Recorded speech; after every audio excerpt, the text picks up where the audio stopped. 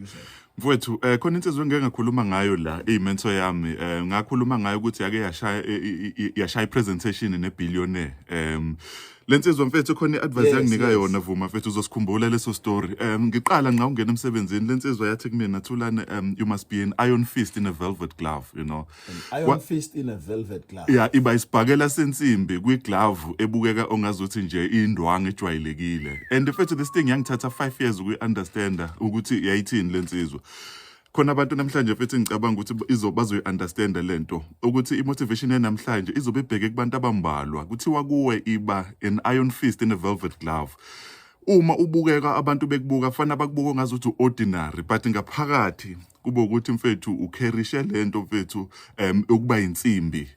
So yona into engifisa sikhulume namhlanje khona abantu abaxakekayo mfethu uthi yazi ungazuthi ngidelelekile ongazuthi nje ngithatheka kancane uma usuthi yabuka uNkulunkulu ukwenza ngabomu lokho ukuthi ubukekele phansi ngoba uNkulunkulu ufuna ukukusebenzisa kalula la ubukeleke khona phansi mfethu yabo lento leyo ukulento mfethu kuba i-iron fist in a velvet glove mfethu ukukhuluma kakhulu ngokwazi ukucontainer ipower, you know. Athi uNkulunkulu ekubusisile ngepower but ukwazi ukuyicontainer uyisebenzise ngendlela efanele mfethu. Khona iminyango Vuma ngeke izivuleke for some people uma ukuthi bazo actor big, you know. Uthi ufika nje endaweni ethile usuveza ama-accolades, uthi ufika nje endaweni ethile sekufana kubonakala ukuthi wena uqualify kwini. Khona iminyango engeke izivuleke ngobani uzobe usuyi-threat kwabanye abantu. Be an iron fist in a velvet glove. Khona la indawo uNkulunkulu ezofika khona kufanele ungakhulumi ngama-qualifications zakho. Uthi ufika mfethu bakunikeza umshanelo ushanele wazi kahle kamhlophe ukuthi une degree wazi kahle kamhlophe ukuthi ufundile usubmit mfethu wazi kahle kamhlophe ukuthi khona abantu abasebenza ema-office ukuyosebenza kuwo ongakwazi mfethu ukuyenza kangcono imisebenzi yabo but mabekunika umshanelo ushanele mfethu ube nje umuntu ojwayelekile onganakekile knowing very well ukuthi wena mfethu khona izinto ongazenza ezinkulu. Contain your power. Khona abantu Vuma mfethu abafa isikhathi singakafiki ngenxa yokuthi uthe ufika kwamanye ama-department wafuna ukuqhakambisa ukuhlakanipha kwakho ngenxa yokwenza njalo wa-offend abantu abaningi. Khona abantu uNkulunkulu afuna ba-contain their power. Be an iron fist in a velvet glove. Abathi mabekubuka mfethu abantu abenza nawe izinto bakuthathe kancane babuka ngazuthi nje you are just a walkover. Musu ukufuna ukuphikisana nabantu abaningi ukuthi wena usuwenzeni la imapha ama-awards usuwatholile iziphi izinto ezinkulu osuzenzile empilweni. Be able to contain your power in certain environments ukuze uNkulunkulu ezokwazi mfethu ukukusebenzisa. Khona abantu esibabonile abafike kuma-organization mfethu bene-power but bakwazi ukusubmit kuma-positions ebebafakwe kuwo bevule amehlo ukuthi once i-opportunity ethile ivela I will jump to it mfethu ngigijimele kuyona. Mfethu khona abantu abazofa prematurely because ukhuluma kakhulu ngezinto ezenzeka in your life. Be an iron fist in a velvet glove. Mfethu ngibuke kakhulu in my life mfethu ziningi izinto ngikhulu ebezingayi-understand ukuthi why ungazuthi mhlawumbe ngithatheke kancane you know. Khona abantu mfethu who are big now mfethu because baphuma kuleyo nto leyo. Khona omunye umuntu uzoxakeka uze wafunda wazathola i-PhD ecabanga ukuthi mase ngithola i-PhD sengizohlonishwa kakhulu kanti uNkulunkulu usazoqhubeka yenze leyo nto ngawe ukuthi uthi uma ubukeka u-average but uma uthi uyabuka mfethu God is doing great things ngawe nakuba ubukeka ungazuthi mfethu izinto zakho nje zi-average.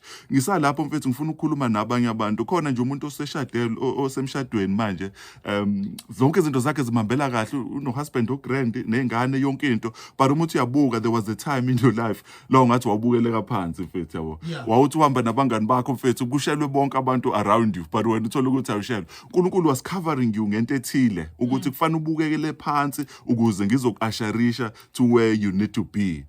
Be an iron fist in a velvet glove. Ikhathi zika-social media ziyasilimaza because we promote everything esenzayo. We over promise mase kufana sideliver akusenzeki. Be an iron fist in a glove mfethu. Be able to contain mfethu uzongivumela ama-theologians nabantu abazi kakhulu eBhayibheli banokuphikisana kakhulu, you know, because of ama-scriptures. But one of the things abavumelana ngayo bathi uMoses ena-40 wabulala umuntu eGibhithe, you know.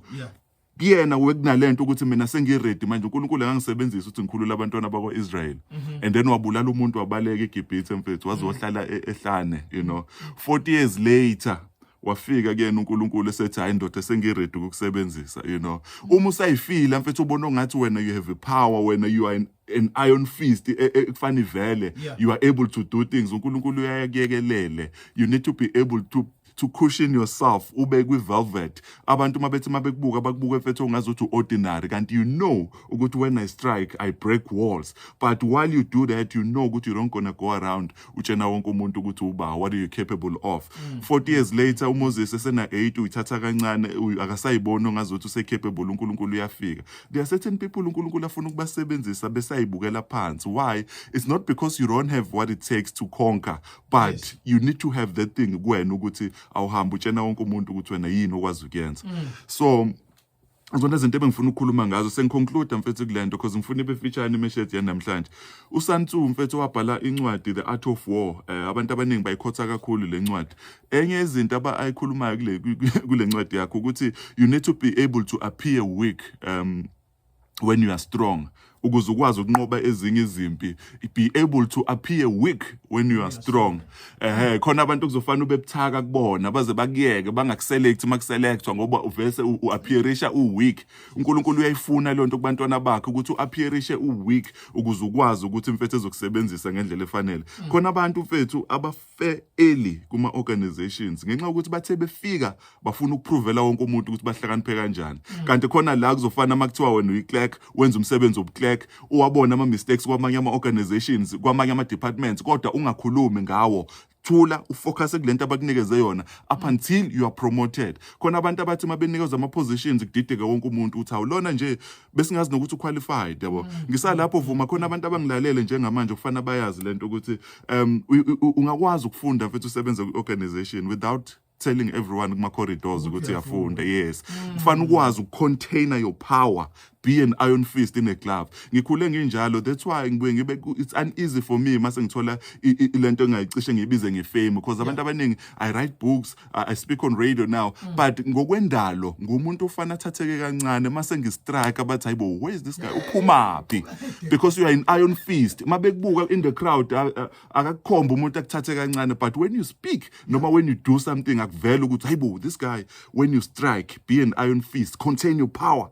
iBhayibheli lithi sengivala, the Bible lithi the meek shall inherit the earth. Ibehlezi inconfuse lento ukuthi why uJesu ethi laba abantu abamnene aba-gentle they will inherit, because thina sicabanga ukuthi ukuze u-inherit the earth kufanele ube isigora, kufanele ube isikhondla ukuthi uma uhambe passage qhaqhazela abantu. Yes, the meek shall inherit the earth. Why? When we are able to contain your power. Abake bethu vuma bafuna ukuba uNkulunkulu uthi ngingabe uNkulunkulu for one day yazi abantu bangabhubhisa umhlaba wonke because you wanna settle the score. Yes, so but here's the thing bethu vuma, last point bethu. Ask yourself umzalwane this week, ask yourself ukuthi why uJesu mefuna ukuzowina ama souls asebenzisa the lamb. Ngesizulu bathi imvana. Wasebenzisa the gentlest to win the souls. Up to this day, more than 2,000 years later, the souls are still submitting to Jesus because of the lamb. Umntwana uNkulunkulu ufuna uNkulunkulu akukhuphule namhlanje, be an iron fist in the glove. Stop going around telling people of your accolades and what you're capable of. Submit. When the time is right, you strike. God is love. That's what it means, being an iron fist in the glove. It's not about being weak, but it's all about maintaining your power. Contain it. God is love. Ngiyayithanda le sizobuya because of time le ethi ungafunda